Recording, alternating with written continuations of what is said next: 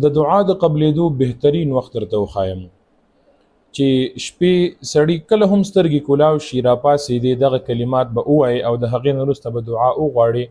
الله رب العزت به ستا دعا خامخا قبلوي. حدیث شریف کې راځي نبی کریم صلی الله علیه وسلم فرمایي چې څوک د شپې راپاسېږي سترګې کولاو شولې هر قسم بانه باندې بولو ته راپاسېدو اوبو څښلو ته راپاسېدو هسې اړخې بدلو سترګې کولاو شولې او د هغې نه وروسته د لا اله الا الله وحده لا شريك له له الملك وله الحمد وهو على كل شيء قدير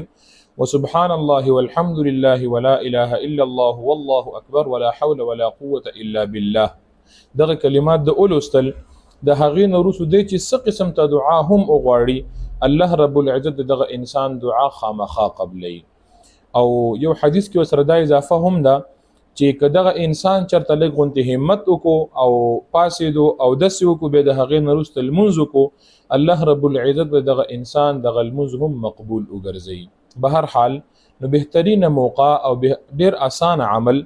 چې دغه کلمات سړی یاد کی. دوباره در تکراروم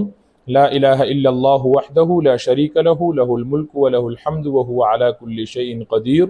وسبحان الله والحمد لله ولا اله الا الله والله اكبر ولا حول ولا قوة الا بالله. چې کله د هم سترګې کولاو شوي دغه کلمات به اولولي به هغې نه وروسته دعا وغواړي الله رب العزت به ستا دعا خامخا قبلوي.